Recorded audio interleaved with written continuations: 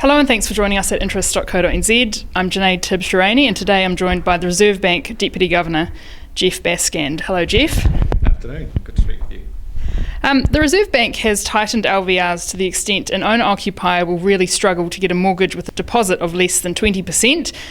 And the Reserve Bank will also start consulting on introducing debt serviceability restrictions.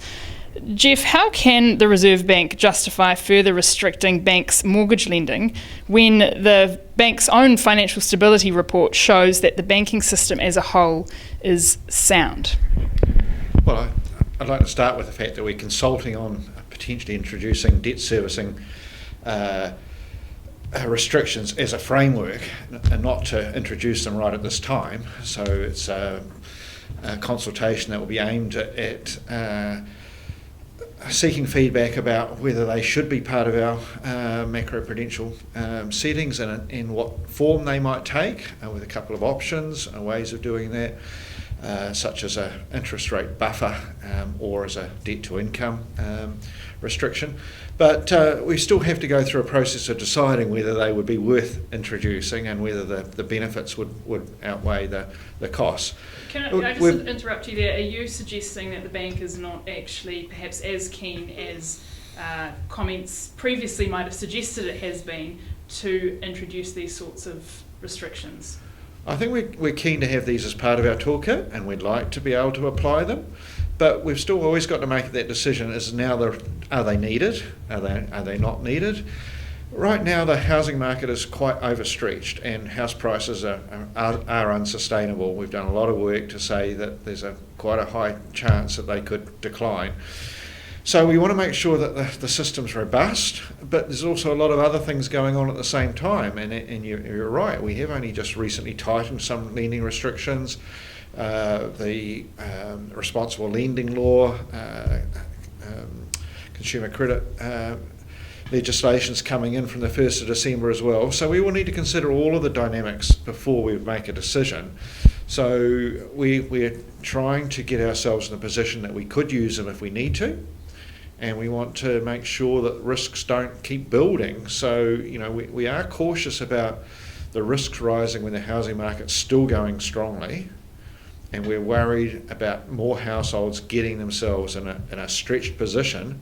But we certainly have not made a decision that says that we would be introducing these right away. That's inappropriate. We've got to go through a process and consider that. Sure.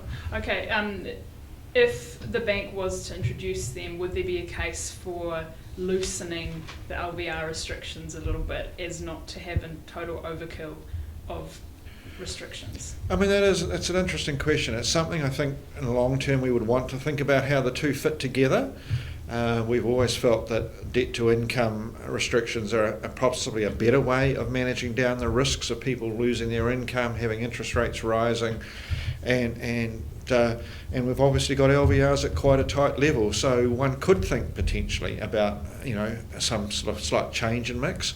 But as I say, I think the settings will depend very much on how high the risks are at the time, and what we've been wanting to avoid is those risks rising. So we're leaning against the housing market getting even worse, and that's the current sort of orientation. So I'd say we just have to wait and see how it plays out for a while. Okay, look. The only other thing I'd want to add is part of the reason we're doing this is because it will take quite a while to implement any such restrictions. So we want to actually get ourselves in a position we could put them on if we need to. Banks aren't ready to do it right now. That's why we need to consult. We need to understand when we could, if we needed to. Some people reading the financial stability report will be thinking to themselves, actually, this paints a pretty good picture of the stability of the financial system as a whole. Obviously, there are pockets of people and businesses who are struggling, and I wouldn't want to sort of undermine that, but the system is looking sound. So one does wonder why LVR restrictions need to be as tight as they are. Whereby, as I said before, if you have a deposit of less than 20% as an owner-occupier, you're really going to struggle to get a mortgage. And also, some of the modelling done shows that if there was a 20% fall in house prices, actually only 5% of the new mortgage lending done in the past year will be in negative equity. and that 5% is worth 1.6% of banks' mortgage books. So that's quite a small amount, and if you're in negative equity, that's not necessarily a problem until you lose your job or you can't actually service that debt in terms of the stability of the system as a whole. Based on those figures, how can you justify tightening LVRs, which will affect first home buyers the most, when those figures look okay? Well, I'm not quite sure where you got those figures from, because we've certainly quoted some higher figures for new borrowers being a negative equity than those figures. So first home buyers, it'll be higher. This is for all borrowers. Oh, for all borrowers, yeah. Okay. Yeah. Well, that's right. So the proportion of new borrowers who would be in negative equity is quite a bit higher than that. Look, I think one of the points we need to make is that the financial system is partly its resilience is built on the measures we have taken. It's because we've had LVRs imposed and rising that banks are more resilient than they would otherwise be. Until we tightened them, we were starting to see risky borrowing growing really fast. We were seeing quite rapid rates of new borrowers having high LVRs, high DTIs. So, there's a chart in the Financial Stability Report which shows, really rapid rises in risk from first home buyers and, previously from investors before we clamped down on investors. So there's something about these measures that banks don't take all that sufficient care by themselves unless we restrict them. Otherwise you see the risks mounting. So what we're trying to do is, as I say, avoid those risks rising, so that if the housing market keeps being as stretched as it is, and then it gets a correction, a big shock to it when they do happen. We've had lots of house price falls around the world. Then would be a bit of a mess. Whether that justifies any further tightening, as I say, that's an open question. We haven't made that call, but I think we've got plenty of reason to believe that the tightening we've done is part of the reason we've got a sound and resilient financial system. Sure. I guess the question that the tightening of LVRs for owner-occupiers, not for investors, I think most people can agree that was a pretty clearly the right thing to do to tighten them. I might just be biased, but for owner-occupiers, you're pinpointing a type of borrower who you think might be vulnerable, rather than purely focusing on the system as a whole. Oh, I think we are doing it all through a financial stability lens, and what we're saying is we saw the risks rising most for investors for a period of time. Then we've looked at it and we saw quite a lot of emergence of high risk borrowing from owner-occupiers, first home buyers in particular, where banks were lending to them at quite stretched levels. And so if that keeps mounting and accumulating, and every year you get 20% of new lending going on at a high risk level, it builds up, and over time our mortgages turn over, but these were a growing share of high risk lending. I'm not trying to say paint a panic picture that our system is immediately under enormous stress, but you could see the risks rising, and especially when house prices have such a high chance of a fall. And then our job is to try and avoid that, and you get an intersection between households who get in trouble, they can't pay their bills, that flows on to some financial institutions, it flows on to other people, and other people get negative impacts, and it becomes can become quite an ugly economic scenario.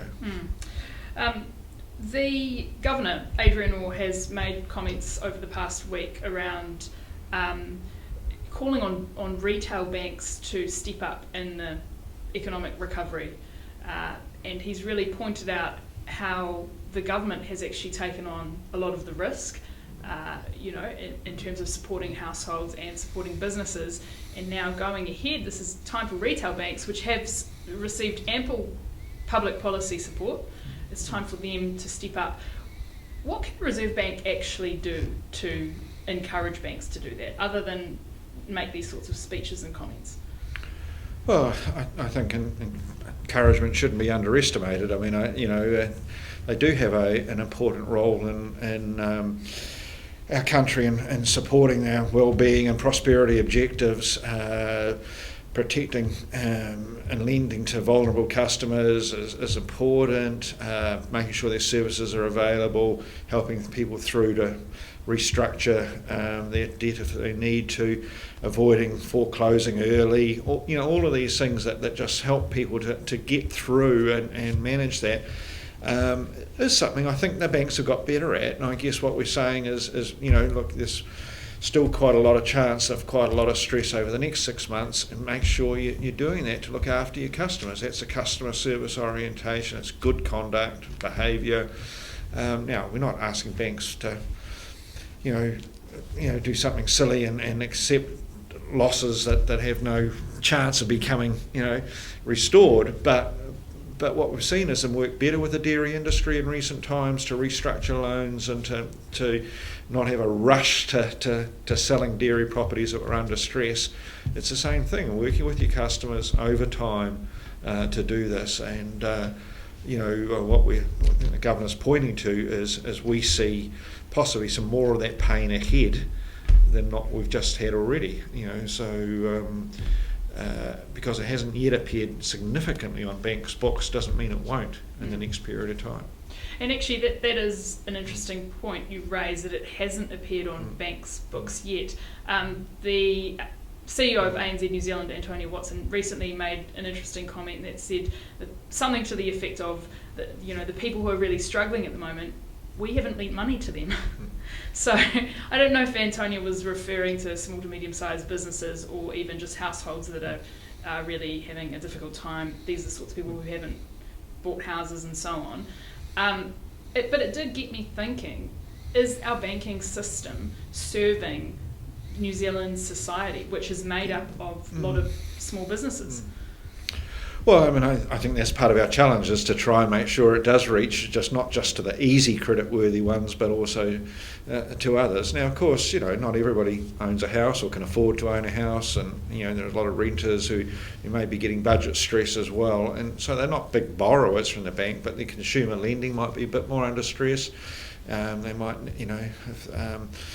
if they're only getting part of their wages at the moment, or not if they can't work because of the nature of things. So yeah, we do want a banking system that provides various ways of supporting all of the people in the community as far as we possibly can, and so, there are some good initiatives that some of the banks have got which are doing that. Sometimes they do it indirectly by supporting other lenders or financial institutions, but financial advice, budgeting services, a whole host of these, I think, has been part of what we want our financial system to provide. Banks have increased the portion of their lending that goes to housing, that has increased substantially. How will we be able to monitor whether banks are actually serving their customers well? How do we know if they're doing that? We can ask them, and we can look at some of the figures on aggregate. We can, as journalists, we can also talk to, odd businesses. Usually people who have problems are the sorts of people who come and talk to us. But how do we measure whether banks are doing their bit for the recovery? Yeah, it is. It's a good question, and it's a hard question to a degree. I suppose the first instance is we want them to be trying to do that themselves, so they should be, trying to have metrics, so that they themselves know how well their customers are being served, any decline rates, any, difficulty of access, so forth. So, for example, we've had this debate about branches and customers, feeling like being let down by that closing, but have they got their services in other ways? How well has that served them? So you're wanting the banks themselves to be asking this. Obviously, if people are feeling dissatisfied, there are some complaints sort of avenues, but that's after the event. The first thing is they should be working really hard to make sure they are finding ways to serve their customers. In terms of the balance in terms of banks' loan books and the fact that they are so heavily weighted towards mortgages at the moment, do you think, and excuse my ignorance on this question, but do you think there would be any merit in requiring banks to hold a tiny bit less capital for their business loans and a little bit more capital for their housing loans to try to encourage a slight reweighting? I know that's not as simple as what I've just put that question. It's very complicated. No, but I understand what you're asking. Look, our framework, I think, is well based on what's a sensible approach, which is that they should hold it in relation to the risks associated with that lending. And, they've got... business lending is more risky, so that's why we ask them to hold more capital for that. Obviously we're pointing to there are some risks in the housing sector, and the total amount of capital we've asked them to hold is to make sure that they're covered for that. But there's plenty of opportunity for them to lend to. They're not capital constrained at the moment in that sense. They can lend to businesses.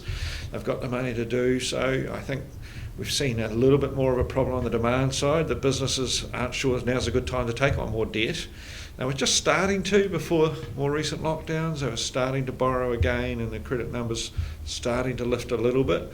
But there's been a sort of, I think, a bit of a slowdown in that again, and so they need certainty on the economic front, and banks need to work with them to make sure they've got good business plans to ride through this. So I don't really think that capital is a constraint to businesses lending at the moment. It's the quality of those proposals and the business's willingness to do so.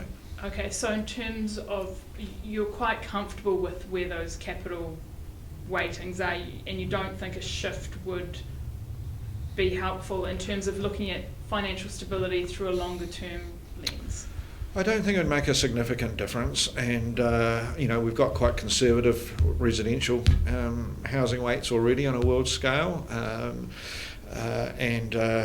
we'll continue to examine them and look at them, but the marginal impact of that versus sort of actually just good dynamics out there in competition to lend to different parties. That's probably the really important thing. I mean that we get enough different financial entities who can say, I can find some good opportunities here and lend to these. Geoff Bascand, thank you for your time, and appreciate you making yourself available routinely after financial stability reports. So thank you. Thank you. Thanks for the opportunity to talk to you and your readers. Cheers.